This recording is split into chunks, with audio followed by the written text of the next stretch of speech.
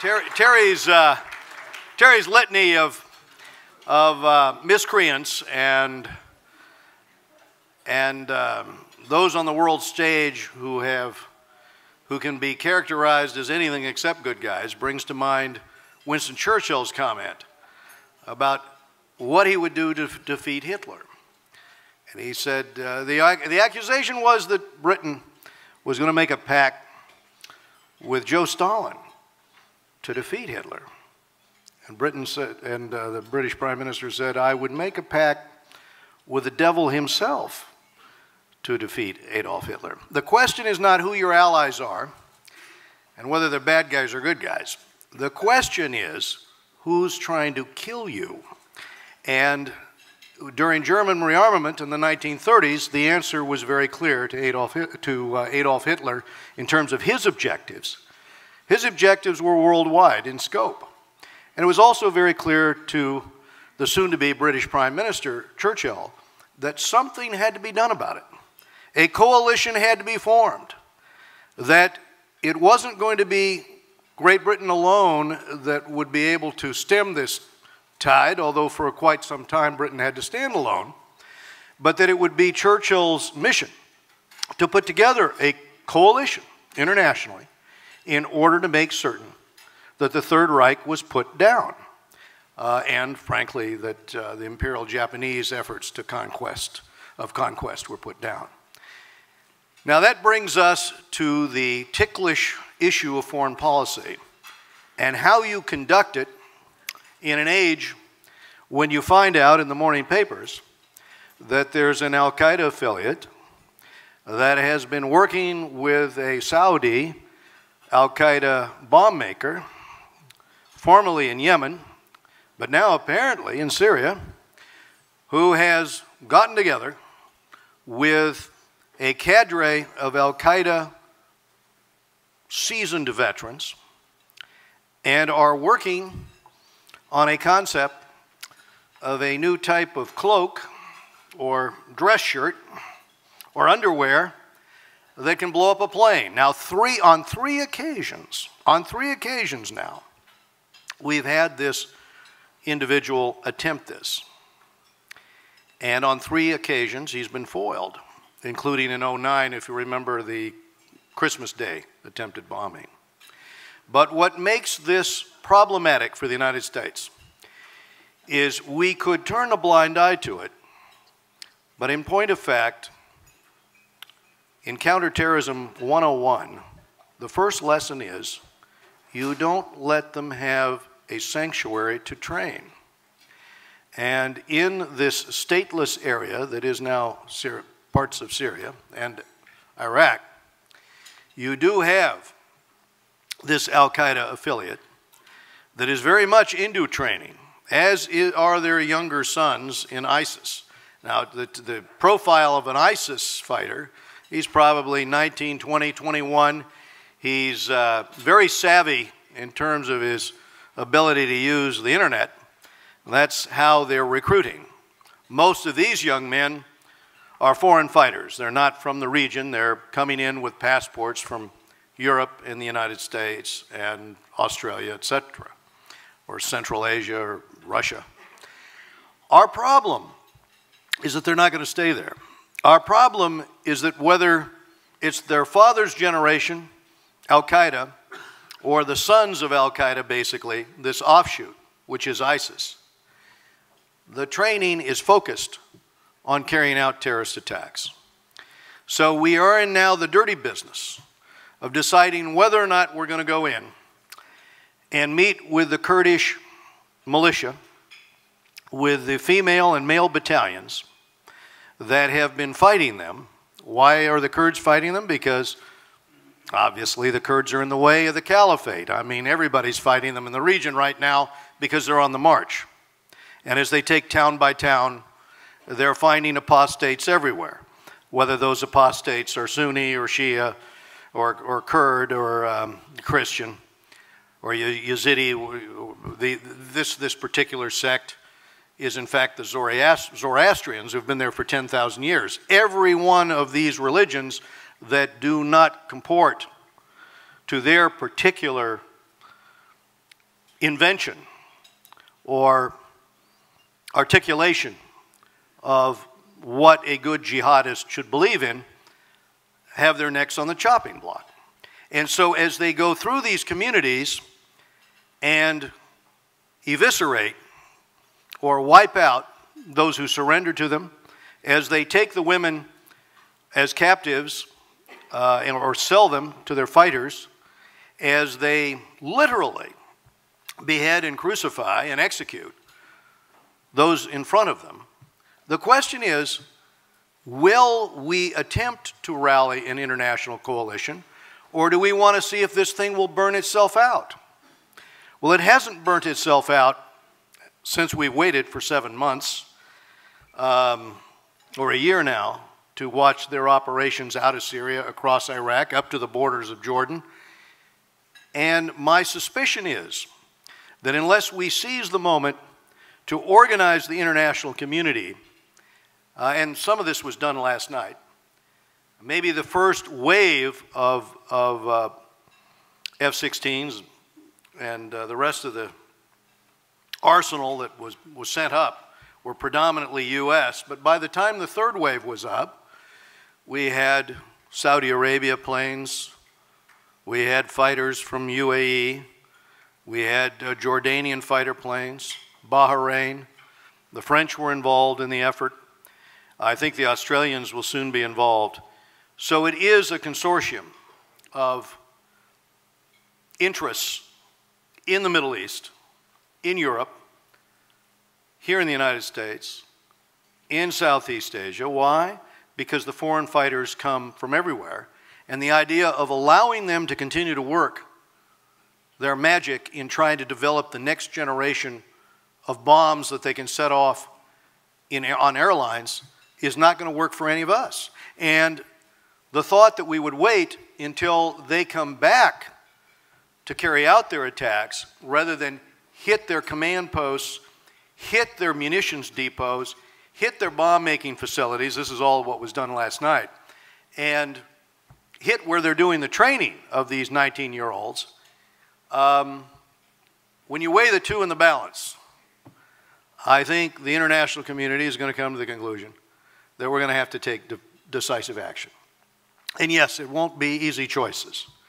And frankly, if you were to look at it that way, maybe the easier choice would have been to knock the whole column out when they headed over the border from Syria to their first city, to Fallujah. Maybe the right choice then would have been to send up the air power and just obliterate those columns on the open desert road. But that wasn't done. So we are where we are. Now, I chair the Foreign Affairs Committee. It is for a year and a half, I've been chairman of this committee. It is the only committee in Congress that we run in a truly bipartisan fashion. Myself and Elliot Engel, we sat down before we became chairman and ranking member, and I said, let's change the culture of this committee. Let's create a platform where we speak with one voice so that overseas people can hear us as a nation speaking, at least in the House, with one voice. And we have done that in our committee hearings, and I think if you talk to any members, Republican or Democrat of the committee, they will authenticate that that is in fact how we proceed. Now, it's only after a lot of dialogue in terms of what to do, and only after a consensus. But when I travel to Russia or to Ukraine, when we were recently in Ukraine, we traveled to Western Ukraine, we traveled to Eastern Ukraine. We made certain we heard the voices of the Party of Regions as well as the Western Ukrainian viewpoint. But at the end of the day, we come to a conclusion as a committee, and then we try to push that policy forward. And I think it has, to date, served us well. We have an enormous number of hearings for those of you that follow the committee's work. We had the Secretary of State last week before the committee, and I think going forward, we will be very, very engaged in all of these issues. Now, I will tell you another observation that I think is a truism here, and that is, if you're trying to avoid blowback, one of the things you want to do is make sure that the fighters on the ground are people in that region. So to the extent that we supply the Kurdish forces with the anti-tank weapons or the artillery or long-range mortars they need, you have 190,000 Kurdish forces there. You have more if you count the Kurds in Syria that were pushed out last night, about 130,000 out of their homes there by ISIS. And these are willing collaborators in this effort. But their foreign minister has repeatedly shared with me and the members of my committee, and recently came to Washington again to say it to us, we've yet to get the weaponry we need to offset the ISIS forces. And I don't know how many of you here saw the article about the female battalions facing down, the female Kurdish battalions faces down ISIS. Did any of you read some of the press reports? Some of them have. It's rather inspirational to me, at least, and to hear the ladies after the battle talking about their ability to stand their ground and push back those who would take them and their daughters into captivity. And I don't know if this is true or not, but one of them made the comment that, you know, they've been told that if they die in battle, if they're killed by a man, they go to paradise. But apparently, if they're killed by a woman, they must think they won't because they ran away. But the bottom line is, when you look at the individuals in that region that want to do the fighting, or let's just take those in the Syrian middle class, in Aleppo, that have withstood a siege of ISIS on one side and the barrel bombs coming down from Assad above, and they say, give us the weapons to defeat ISIS and help us hold off Assad. Well, people say, well, they can't fight. I mean, this is you heard the quip, well, there's a bunch of pharmacists and farmers and physicians. Yes, but they have held out. They have held out for 2.5 years. So it seems to me that at the end of the day, if you've got Kurdish forces and Arab forces, and if you're talking about the possibility of a Sunni awakening, which after all did defeat Al-Qaeda until Maliki obviously, another bad guy, until Maliki obviously estranged them from the government. We do have an opportunity. John Allen, who was involved in that, General John Allen, who was involved in that program, has been given the position of intermediary with that province, Anbar province, in order to try to stand up that force. At the end of the day, you've got 32,000 of these combatants. It would seem to me, with the forces out there, Kurdish and Arab, that you could muster sufficient infantry. I do not know why you would want to put the 82nd Airborne in that cauldron. And if any of us knew an easy fix to the situation in the Middle East, I'm sure we would offer that up. But what we do know right now is that we cannot allow safe haven for ISIS to plan their attacks on the West, or to recruit, or to send the message that God is with us because nobody can stop us. Let me tell you, things look a lot different when you're being pounded and pushed back to young enthusiasts than when you're on the march and it looks like every force that's in front of you falls to the sword. So, I would say, at this point, they need to be defeated, and that the strategy that I've just suggested probably offers the best hope for success, and that the attention now should turn to getting more cooperation. The Saudis have indicated they're going to pay for the lion's share of this. Let's talk to the Kuwaitis and Saudis about paying for all of it. They did that after the Kuwait invasion. They paid for the whole thing. Let's explain to them the consequences, obviously, if the whole region, and the reason the name of this outfit keeps changing is because they keep increasing their objective. So now, you know, they're ISIL because it's the Levant. They want the whole Levant. And the other day they talked about the wider caliphate, you know, the worldwide caliphate. Well, it's a virtual caliphate on the internet that they're using right now. So we definitely have a challenge before us. Let's get the entire international community involved, and let's have everybody pick up their share of that burden. Now, with that said, let me just speak for a second about the situation in Ukraine and what can be done at this point. Now, of course, all of us hope that this ceasefire will hold. Poroshenko has made an offer for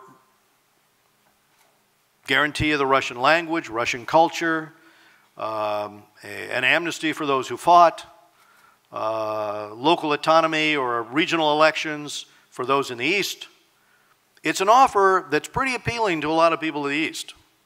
One of the things that I wanted to know, we went into Dnipropetrovsk, and I also talked to, as I shared with you, I talked to one of the congressmen who represented the Donetsk region.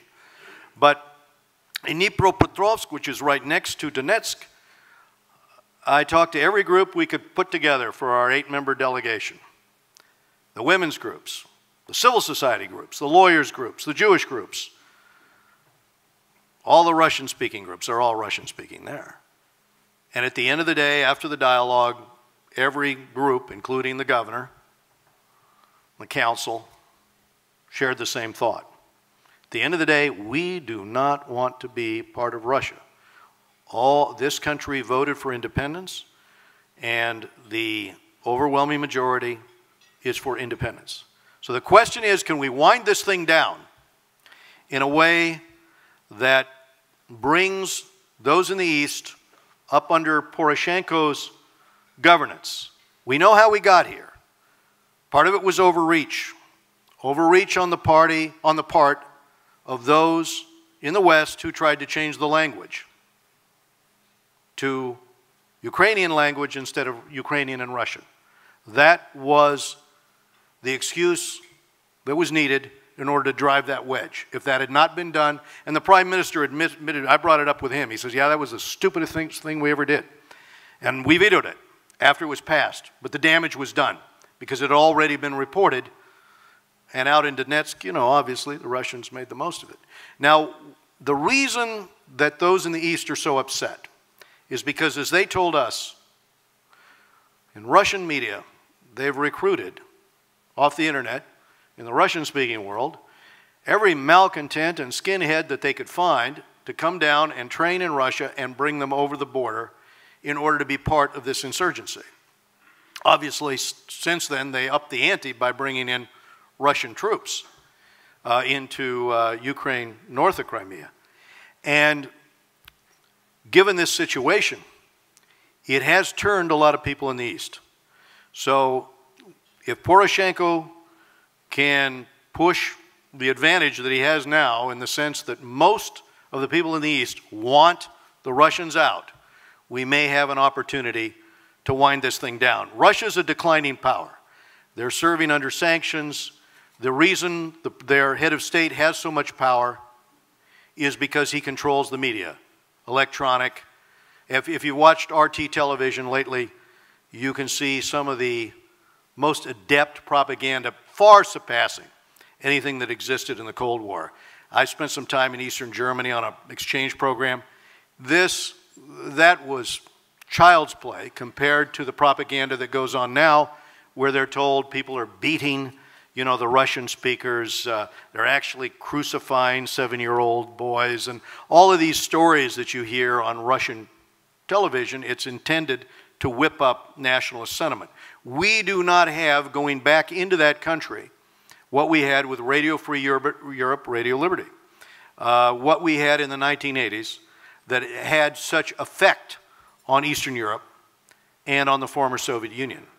So we have, myself and Elliot Engel have legislation over in the Senate that will reorganize RFE-RL, that will get it up and running effectively again, and that will bring the kind of professional management to it, including an executive director, so that it can offset with surrogate free radio, with real information about what's actually going on in the world, including in Russia and other parts of the globe. I once had a budget chairman. Years ago, I was pushing this concept, and he once said, you know, Royce is always pushing this idea of public diplomacy through the airwaves and through the internet and so forth, but looking at it, it's less than the cost of a fuel cap on a B-52. It is a cost-effective way to engage, but you've got to be willing to reorganize that service in order to actually teach the lessons of political pluralism, tolerance, all the rest of it. So that's sort of a quick overview. Why don't I open it up for questions, and then we can have an exchange of views. And if you just, how do you want to do this, Terry? People could just stand up and state their name or whatever you want. We'll have a microphone go around the room. Okay. And you put your hands up.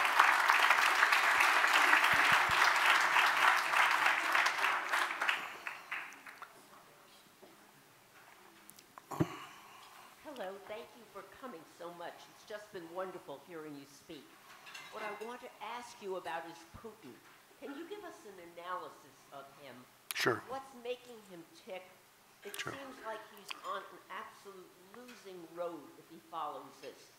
What is this all about, and what do you think is going to happen, and then what can you do?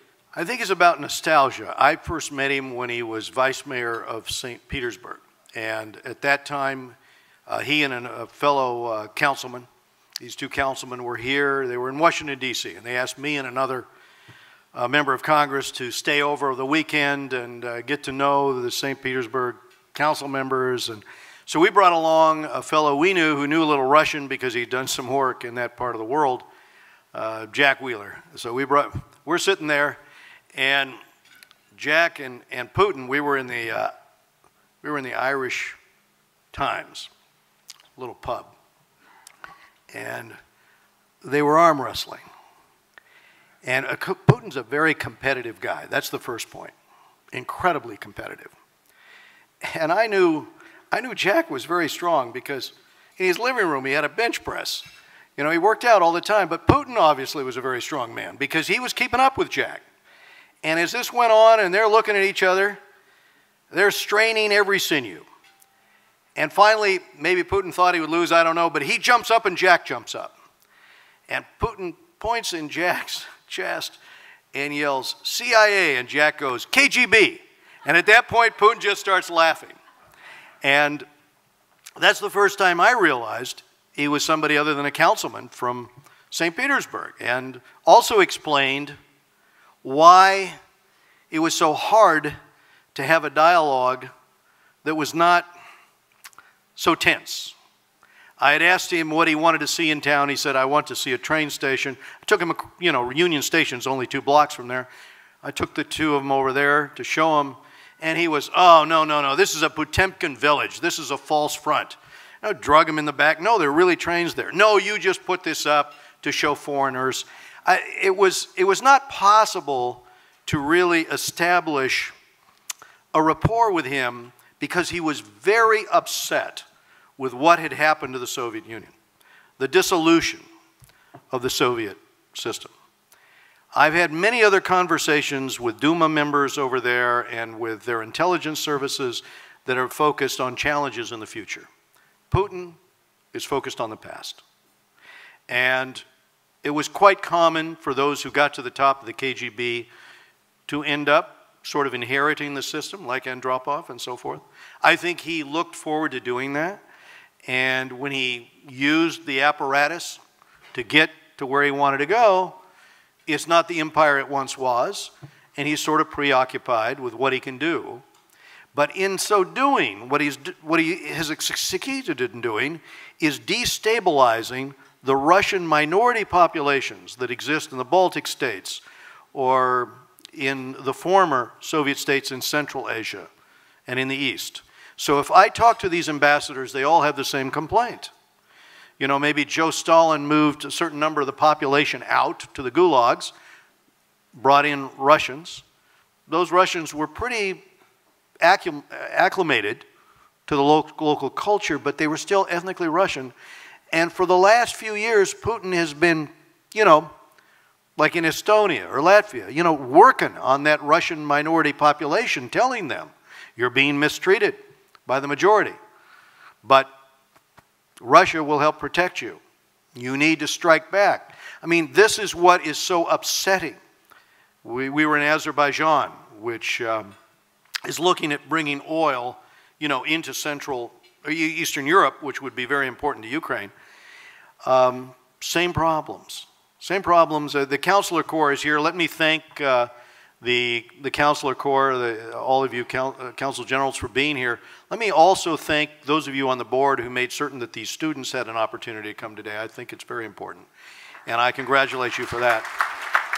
But this is the challenge. It's not a challenge that we won't solve, but I'm suggesting public diplomacy or information going in to offset these stories can be enormously helpful because they have been in the past. Thank you, Congressman Royce, for a Thank you, Consul General. presentation. My question is, I haven't had any mentioning of the state of Israel in this whole thing. And is it perhaps not the question of United States, you know, clearing via, you know, the air power and superior air power, clearing where is Hezbollah and the revolutionary guards, I mean, of Iran in this whole thing? I read on the internet not so long ago that the state of Israel downed a drone from Syria.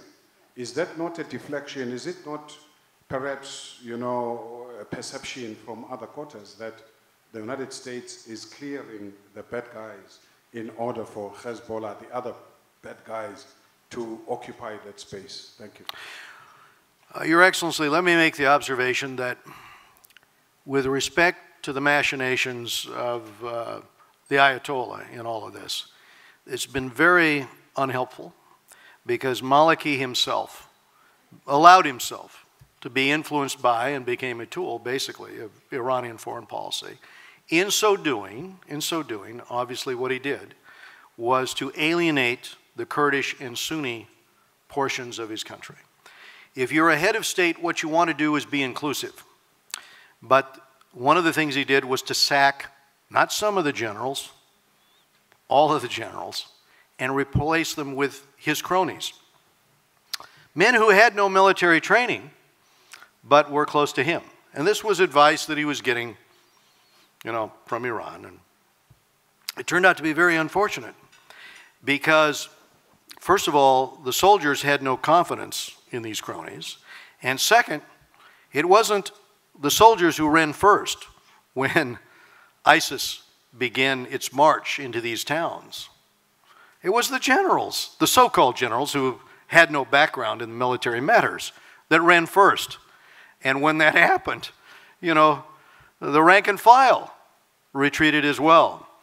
That is an example of a head of state who, instead of working with all factions in order to bring the country together, listened to the bad advice that he was getting, which was marginalize the Kurds, you know, don't pay them. By the way, none of the Kurds have been paid for months, for years, I think for over a year.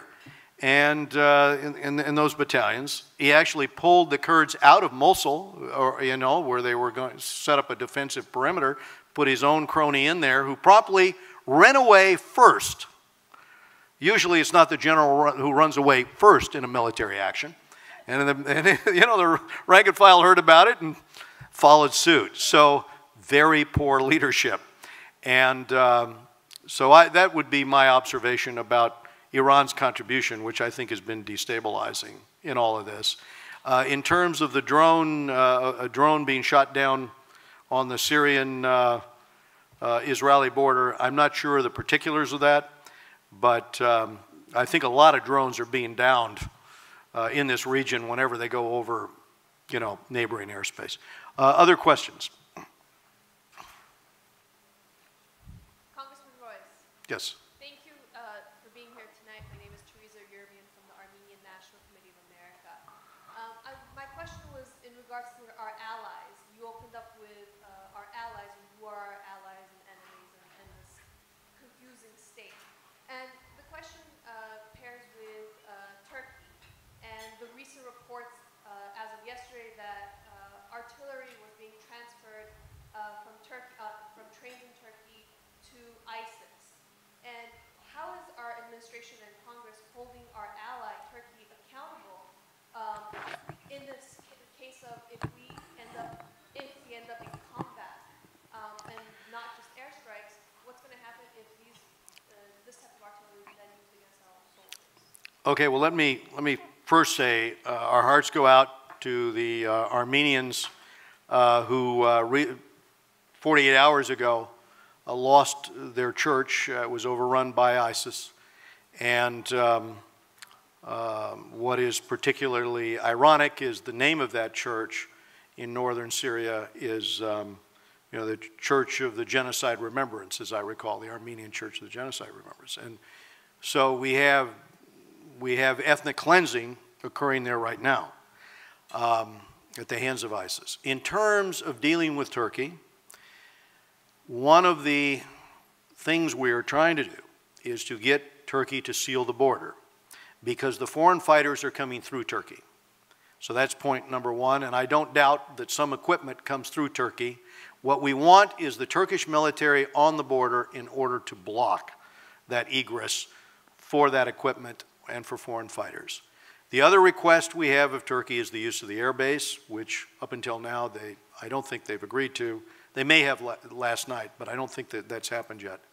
And we are asking for help on terror finance because there's about 2 million in oil purchases a day on the black market that reportedly is going, you know, over the Turkish border. They could be effective.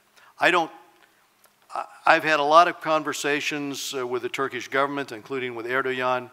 Obviously, it would be very difficult to get Turkey engaged beyond the steps that I'm talking about, which does call into question your point.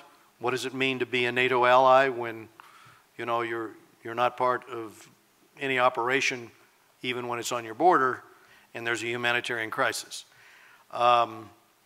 But nevertheless, I think it's going to be an ongoing challenge, diplomatic challenge, that we've got to meet in terms of making certain that Turkey closes the borders and stops the foreign fighters. Okay.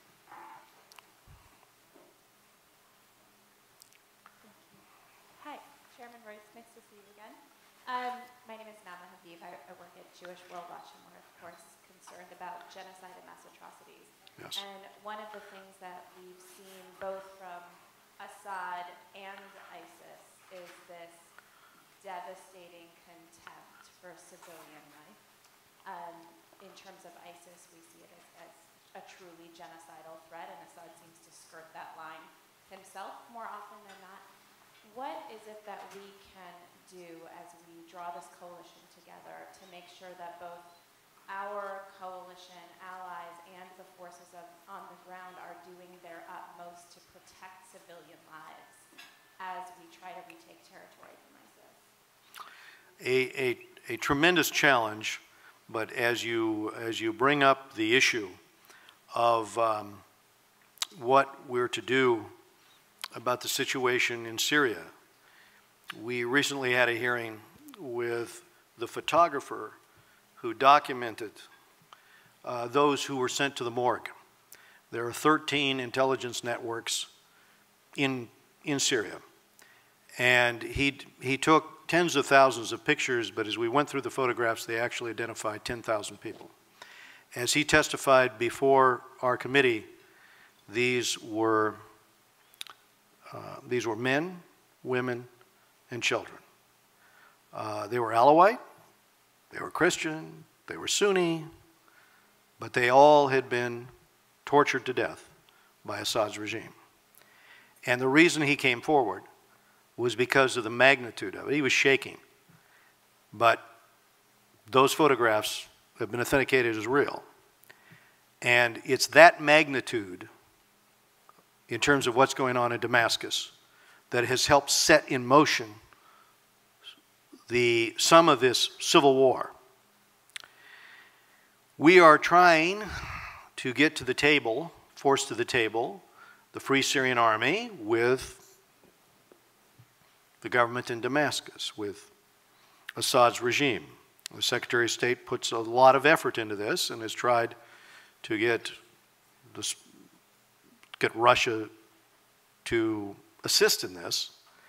I think that effort is going to be ongoing.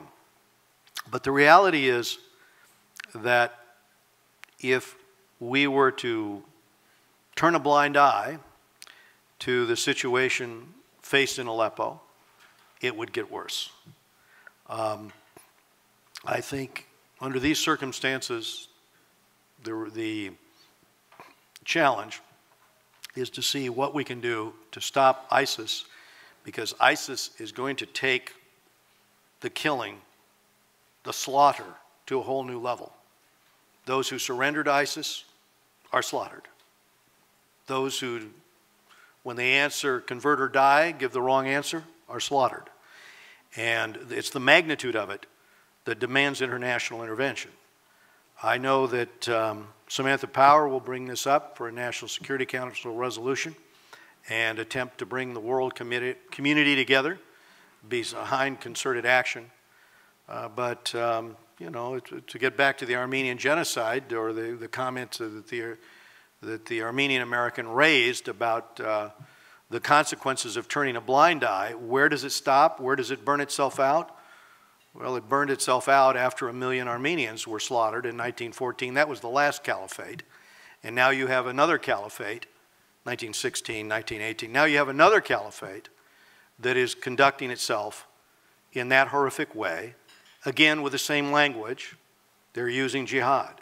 So the international community must rally. Congressman, thank you very much for this very informative and very important gathering that you have put together. I would like to thank you also for all the efforts you've put into release Mr. Tahmourasi from the Mexican prisons. I would like to go back a few steps and remind you of what Churchill was saying about I will pact with devil to fight my enemy. However, Churchill was not very. It's coming to the question. Yes. Are we going to do the mistake that Churchill made by not checking out Stalin after the World War II? Well, are we going to get Putin and Mr. Rouhani to help us and then make the efforts of the United States not to succeed? You know, that was a very astute question because, of course, at the close of the war, we could have been farsighted and done more to make certain that Eastern Europe didn't come under Joe Stalin's control. My father served with Patton's Third Army, and he remembers that very well when displaced people were returned to the East and went to the Gulag and perished because we weren't focused enough on the humanitarian aspect of this and on the consequences of what would happen. So I would say that as we struggle against ISIS, we should endeavor to do the best we can do to make certain that when the smoke clears, we create as good an environment as we can so that the Kurds and the Sunnis and the Shias in Iraq, et cetera, can have some kind of peaceful coexistence. That is not going to be easy, but it requires a certain amount of pressure. And I think our exit, our precipitous exit, I'll just give you Petraeus's view of this. As long as he was there in Baghdad with some force, he felt that he could control Maliki. But when he was gone and we had no presence, Maliki came under the sway of the neighboring state in Iran, and as a consequence, created an environment with the Kurds and the Sunnis that was very destabilizing. But this all requires a tremendous amount of tact and diplomacy and leadership, and our hope is that we can work with those in the region in the aftermath to make certain that we quiet the region as much as possible. Other questions? Hello. Yeah. Thank you very much, Congressman. I think that your comments on the effectiveness of Russian propaganda are exactly on the mark, and I commend you for having focused on it. As a Ukrainian American here in California and head of the Ukrainian Genocide Remembers organization, Ukrainian Americans especially are very sensitive to the feeling of Russia slowly creeping into frozen conflict areas and tightening a hand-to-hand noose around Ukraine, and they're very fearful of massive ethnic cleansing, for example, which is going on. Question, please. How can we face, what is your vision of how these frozen conflicts can be resolved in a democratic way? If the Russians come in, they grab something, they negotiate, and they end up with a chunk of something somewhere. They don't step back. What will happen to Crimea? Well, I don't know what will happen to Crimea. I met with the Tatar leaders when I was there. One of the disadvantages in Crimea is that so many of the Tatars perished under Joe Stalin when they were sent, to the gulags and were replaced by ethnic Russians, that you really have a different environment in Crimea than you do in eastern Ukraine.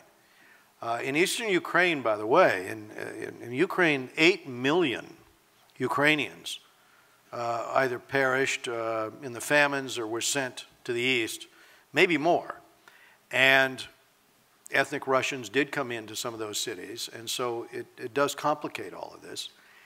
But the reality is that as we talk about Crimea, in that situation, the ethnic cleansing was so thorough, and even the Tatars who they're down there now, when they go over the border, they can't get back into Crimea. They're blocked. So for that ethnic minority, that's the Muslim Tatars, in Crimea that were once the majority there, if you go back to the Crimean War. This is an end of a way of life, end of their way of life, and we're trying to, do what we can do, but I don't know what you do about that. I don't know what you do about the occupation of Crimea. I do think that with respect to Donetsk and Luhansk, the situation is moving in the direction of support for Ukraine and Poroshenko's plan. I think the Russians are having a very hard time hanging on, and hanging on to the loyalty of the local population, any local population there that had been with them, and that most of their support comes from people with Muscovite rather than Ukrainian Russian accents. In other words, people who have been brought in there. And I think Poroshenko has an opportunity here to solidify the country. We will see. In the meantime, there's enormous pressure on Putin. You see this in the stock market, in the price of Gazprom, you see it in terms of the economy in Russia. There's enormous international pressure that's been brought to bear that is all an incentive. And the targeting of all of the major business cronies you know, that control the considerable wealth there, they've been targeted for sanctions as well. And so there's a lot of pressure on Putin. Time for two more questions. Chairman Royce, thank you for being with us tonight. My name is Sunny Singh. I'm a senior at UCLA studying economics and history. What is being done to strangle ISIS financially and stymie the flow of the estimated $6 million they're bringing in per day? Could you repeat that, Terry? What was the question?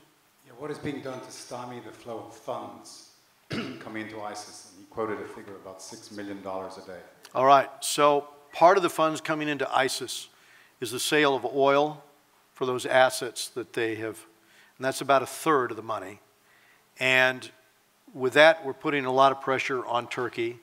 There's also very clear evidence that Assad has been involved in some of that, which on the surface of it doesn't make sense. But it looks like Assad was using ISIS, right, in order to have ISIS attack the Free Syrian Army and sort of turn the other way. For a long time, Assad did not have any attacks on ISIS. And there was a lot of suspicion. What's he doing here? Why is he letting them build up? And why is he selling them oil?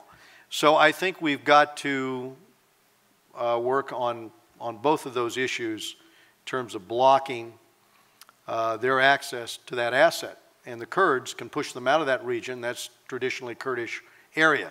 So the sooner we arm the Kurds and get them out of there, the sooner we cut off that flow. A lot of the other money that they have at their disposal, frankly, is simply because they took the central bank of Iraq, which is headquartered in the second largest city in Mosul.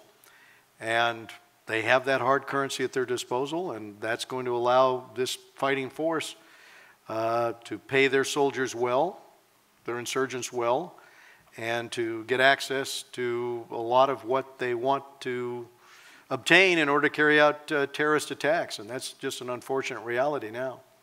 Last question. Hi, Ed. You've spent a lot of time, and it certainly is in the headlines, ISIS, the Mideast, Russia. But I'm wondering if you could just give a quick assessment of the big danger that's lurking, which is China, that is spending billions to modernize their military in every branch, and is also how vulnerable are we to China in their cyber attack, and they're spending a lot of money for space as well. Well, fellas, let me make a quick observation that China's interests are regional. They're not global. It's never been China's objective. It's not like the Third Reich. I mean, China doesn't, China doesn't have an objective of worldwide conquest. China has interests in Asia. So the question is, when dealing with China, how do you make certain that international law is followed? Because if it's not followed, as with the South China and East China Sea, you can have a situation where China simply asserts all of this up to the border of Indonesia and Japan and South Korea and Malaysia, Vietnam. All of this is ours. Now, clearly, under international law or under the Treaty of the Sea, this is not true. And it would play havoc with international, in international waters in terms of the shipping lanes. So what you do in a situation like that is you work with all of the countries in the region, and indeed the whole international order, because every country on this planet reads that treaty one way except for China. And you keep that coalition together and you keep the pressure on China to make certain they follow international law. Second, it is in the interest of all of China's economic competitors to see that we have trade legislation which has low tariff barriers but very high standards against piracy, against indigenous innovation, against all the ways, for example, in which China manipulates. So that requires some U.S. leadership because you've got these two competing views. China's for lower tariffs too. It's just that they're for no standards whatsoever so that they can cheat and steal intellectual property, to be quite frank. So what we need to do is be leading with the other countries in the region who share this concern, and certainly with Europe. Because when those governments, when those delegations are here, they're all on the same hymn book. They're all, why don't we construct an international order to force China to follow the rule of law? This requires leadership on the part of the United States. It is something that we have not done and we need to do because, frankly, the theft of our intellectual property is a big part of this problem. And lastly, the other countries in the region, including the United States, have to set the example by keeping the sea lanes open, which is what we do. But I would get back to the issue of changing attitudes in China with Radio-Free Asia. We should be doing this the same way we effectively did it in the 1980s. We should be reaching out to the next generation of young Chinese, explaining again political pluralism, tolerance, what's actually going on in their country and actually going on in the world, so that the next generation aren't raised with hostility, but with an understanding. And another part of that education has to be with the pollution there. The last time I was in Beijing, I must tell you, I couldn't see across the street. And I asked the premier, you know, I saw planes up there, they were dropping some kind of chemical and it rained, but it wasn't rain around the boots, it was ash around my boots. What's happening? And he said, well, it's been growth at any cost. I said, well, you know, you've got maybe one coal plant here with scrubbers, they're not even running the scrubbers.